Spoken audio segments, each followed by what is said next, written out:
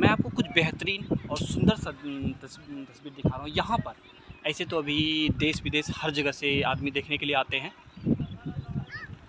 मैं आपको फ़िलहाल थोड़ा सा दूर से दिखा रहा हूँ। यहाँ पर कुछ हमारे विदेशी पर्यटक भी हैं और कुछ जैसा कि मैंने आपसे कहा था कि उस दिन कुछ जगह पर मैं घूम नहीं पाया था, जो विक्रमशिला विश्वविद्यालय का कुछ अवशेष का कुछ ख़ास जगह घूमने के लिए रह चुका था, जो आज मैं आपको इस वीडियो में दिखाने का प्रयास कर रहा हूँ। मैं आपको कुछ बेहतरीन और सुंदर तस्वीर दिखा रहा हूँ। यहाँ पर ऐसे तो अभी देश विदेश हर जगह से आदमी देखने के लिए आते हैं। मैं आपको फ़िलहाल थोड़ा सा दूर से दिखा रहा हूँ।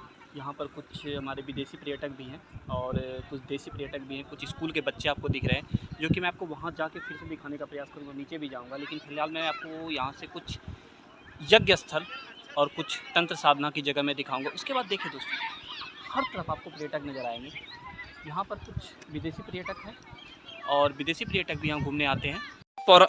ये पौराणिक कलाकृतियाँ देखें, अभी तो ऐसे सारे ईंट पे ख़त्म हो चुका है, लेकिन कुछ कलाकृतियाँ अभी भी जो कि ईंट को काट के बनाई कलाकृतियाँ हैं, और कितनी खूबसूरत कलाकृतियाँ हैं, देखते ही बनता है।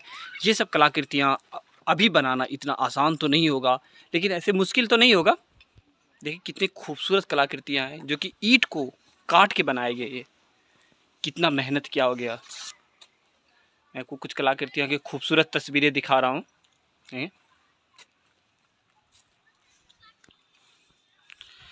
पांडुलिपि की ये चित्रकारियाँ हैं। मैं आपको दिखाने का प्रयास कर रहा हूँ। ये सब चित्रकारियाँ ऐसे मिट चुकी है, क्योंकि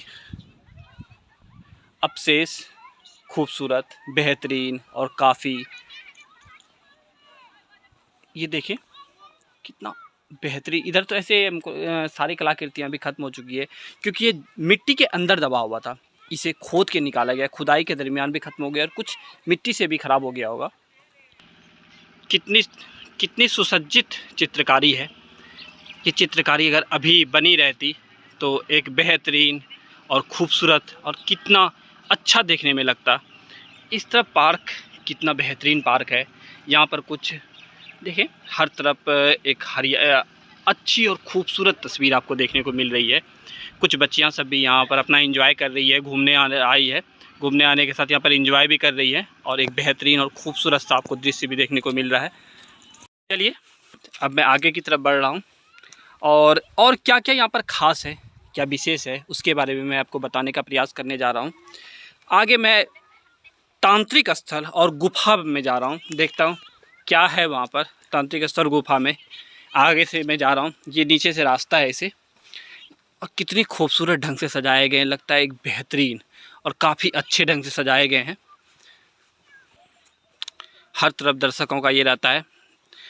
देखें कुछ बच्चियां सब यहाँ पर एंजॉय कर रही हैं। मैं इस दीवार से इधर से क्रॉस करते हुए आगे की तरफ जा रहा हूँ, और ये मैं गुफा की तरफ भी जा रहा हूँ, जहाँ पर तांत्रिक स्थल गुफा, और यहाँ पर ही जैसे कहा जाता है कि यहाँ पर ही पुस्तकालय भी था, और उस चीज़ के मैं आपको दिखाने ले जा रहा हूँ। यहाँ से देखा अच्छी ऊंचाई पर है, कितना गड्ढा खोदा गया होगा, क्या गजब का दृश्य है। एक बेहतरीन और काफ़ी खूबसूरत दृश्य है। तांत्रिक स्थल और गुफाओं तक जब तक मैं पहुंचता हूं, तब तक मैं कुछ आपको विशेष जानकारियां, खास जानकारियां मैं आपसे शेयर कर रहा हूं। कहते थे यहाँ पर विश्वविद्यालय में नामांकन लेना बहुत ही टफ, बहुत ही कठिन और बहुत ही मुश्किल भी था। यहाँ पर नामांकन लेने से पहले अधिकतर द्वारपालों के प्रश्न के जवाब देने होते थे, तभी आप अंदर प्रवेश कर सकते थे। जहाँ भी आपको नज़र आएगा, हर तरफ एंजॉय करते हुए नज़र आएंगे यहाँ पर एक खूबसूरत और बेहतरीन दृश्य के साथ। उसके बाद इस विश्वविद्यालय में इतना नामांकन लेना कठिन था कि द्वारपालों के प्रश्न के जवाब देने ही पड़ते थे।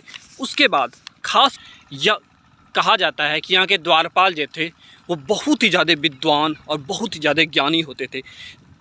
तिब्बती इतिहासकार के अनुसार तारानाथ लामा ने एक खास करके एक जगह कहीं पर लिखा हुआ है कि शिक्षा केंद्र के दक्षिणी द्वार के द्वारा पंडित का नाम प्रज्ञारमती था, जो इस तरह के पूर्वी द्वार के पंडित नाम का आचार्य रत्नाकर शांति थे, और पश्चिमी द्वार के बागेश्वर कीर्ति और उत्तरी द्वार के पंडित का नाम नरोप था।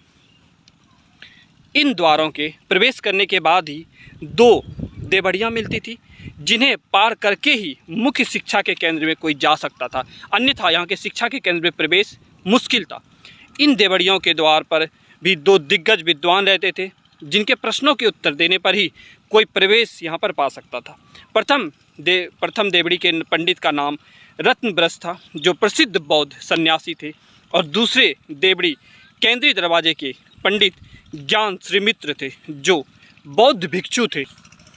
इन द्वार पंडितों के समक्ष मौलिक परीक्षा में उत्तीर्ण होने के बाद ही विद्यार्थी विश्वविद्यालय में प्रवेश पा सकते थे, अन्यथा इस विश्वविद्यालय में प्रवेश करना नामुमकिन था। यहाँ देश ही नहीं, चीन, तिब्बत, जापान, मलेशिया, श्रीलंका, जावा, सुमात्रा आदि देशों के भी सैकड़ों ज्ञान पिपासु छात्र अध्ययन करते रहते थे, जो केंद्रीय विद्यालय के द्वार पंडित आचार्यों को विश्वविद्यालय का आधार स्तंभ माना जाता था। इन्हीं सभी द्वार पंडितों की कीर्तियाँ खास करके तिब्बती ग्रंथ में खासकर संकलित है।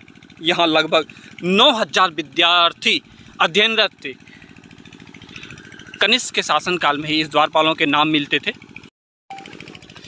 विश्वविद्यालय की ये गुफा, ऐसे इसके अंदर तो मैं प्रवेश नहीं कर सकता क्योंकि यहाँ पर प्रवेश करना अलाउ नहीं है। ये देखें, फिर मैं आपको बाहर से ही दिखा रहा हूँ। ये पुस्तकालय भी यहाँ पर था, और ये पुस्तकालय के ये देखो यहाँ देखो कितना खूबसूरत और बेहतरीन नज़ारे हैं। ये हर तरफ जंगल का नज़ारा है, हर तरफ देखो कुछ वृक्ष हैं। ये गुफा में बहुत गहरी थी, जो कि खास करके यहाँ के जो नरोपा थे वो तंत्र ज्ञान के जनक माने जाते थे। वो यहाँ पर तंत्र साधना करते थे, और कहा जाता है कुछ पौराणिक कथाओं में कि यहाँ पर के जो शिक्षक थे उनको भी तंत्र विद्या अच्छी तरह से आती थी। तंत्र स्थल और गुफा से ये जुड़ा हुआ था। गुफा के अंदर 2 रास्ते थे, जो कि पुरातत्व विभाग ने इसे खास करके बंद कर दिया। इसलिए बंद कर दिया कि इस गुप्त रास्ते से बहुत दूर दूर तक आचार्य भिक्षु जाते थे, जैसे बटेश्वर नाथ मंदिर, 3 पहाड़ आदि, ये सब जगह से यहीं से चले जाते थे इसी गुफा से।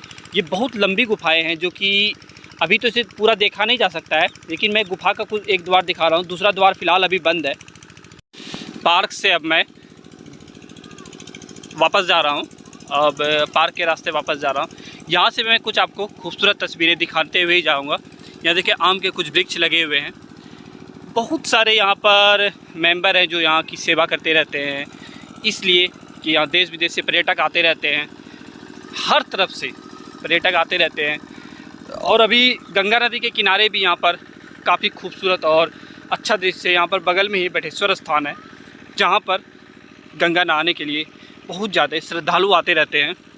हेलो दोस्तों, वापस अपने घर की तरफ प्रस्थान करने जा रहा हूँ। दोस्तों, वीडियो आपको पसंद आया हो तो लाइक कर दें, सब्सक्राइब कर दें, अपने दोस्तों के साथ शेयर अवश्य करें, जिससे आपको इस तरह की खूबसूरत और बेहतरीन वीडियो मैं आपके सामने लेके आया करूं। जिस जगह से मैंने प्रवेश किया है ये वो निकास द्वार है। अब यहाँ से मैं बाहर निकल रहा हूँ। धन्यवाद दोस्तों।